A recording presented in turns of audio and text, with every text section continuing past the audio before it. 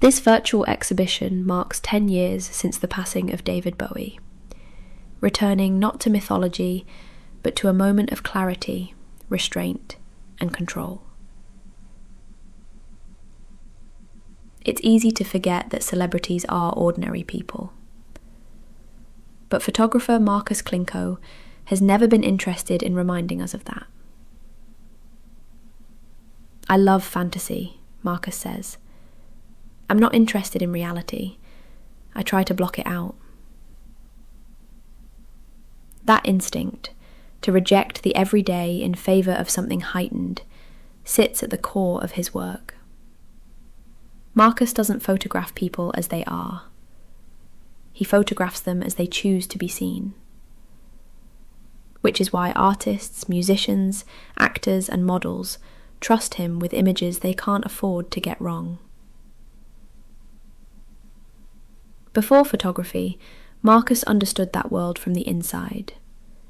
He was a classical concert harpist, performing with symphony orchestras around the world. He knew what it meant to be watched, elevated, judged, and the pressure that comes with it. When a hand injury abruptly ended that career, Markus didn't step away from performance. He changed roles. "I was born in front of the camera before I got behind it."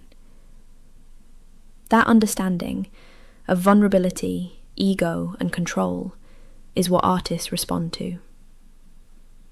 Markus knows what it feels like to be on display, and he knows how to create a space where risk feels possible.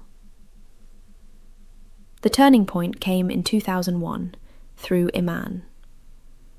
Iman had commissioned Markus to photograph the cover of her book, I Am Iman. During an editing session at Markus's New York studio, just days before 9/11, Bowie arrived unexpectedly to help select images. Partway through the session, Bowie turned to Markus and made a simple offer. He wanted Markus to shoot the cover of his upcoming album, Heathen. The events of September 11th delayed the shoot, but Bowie stayed true to his word.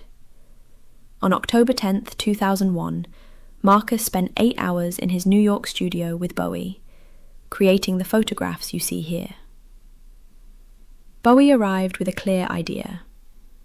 He wanted to be photographed as a blind man. According to Markus, the concept was entirely Bowie's. The blindness wasn't theatrical. It was symbolic. A man who had lost belief. Not only religious belief, but belief in systems, politics, inherited truths. The blind eyes represent disconnection, no longer being aligned with what you're supposed to believe. Bowie later described Heathen as being about what he called the unilluminated mind. A vision of 21st century humanity, spiritually, intellectually, morally lowered. Not searching, not rebelling. Simply existing on a material plane. Yet Bowie resisted preaching. Using the word heathen, he said, was easier than explaining all of that. Because if you wrote it all on the front of an album cover, no one would bother buying it. The imagery was meticulously planned. Bowie arrived with visual references, including photographs by Man Ray. He even brought a self-portrait he'd taken privately before the session. That image became the foundation for the shoot. For the album cover itself, Bowie was precise. He knew exactly what he wanted. Markus's role was to help him realize it. Once that image was secured, Bowie gave Markus something rare. Time. "You have me until 5 p.m, Bowie said. "You can do whatever you want." What followed was not spectacle, but restraint. Not excess, but control. These photographs are among the most pared back in Markus Klinko's career.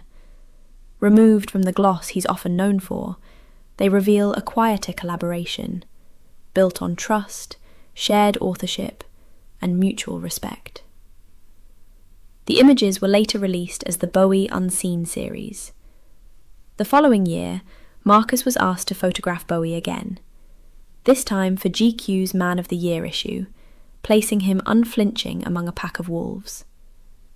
Different energy, same authority. Together, these works explain why Markus Klinko occupies a unique position as a photographer. He understands performance and knows when to strip it away. He builds fantasy, but only when it serves something deeper. As you move through this gallery, take your time. These images don't ask to be consumed. They don't explain themselves. They hold their ground.